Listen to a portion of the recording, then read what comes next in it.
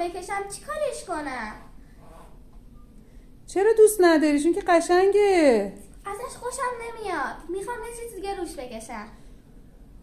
خب باشه. خب حالا بهت یاد میدم چجوری بومتو پاک کنی، یه چیز دیگه بکشی روش. واقعا؟ بذار اونجا. بله. بلند شو تا بهت بگم چیکار کنم. ببین، با یه دونه تیغ شروع میکنیم رنگ‌های اضافه رو برمیداریم. الان بهت یاد میدم چجوری این رنگا رو بردار. نکن، رنگ اضافه رو برمیداری.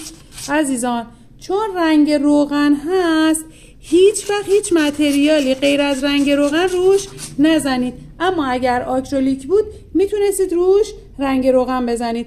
اینو پاک میکنید.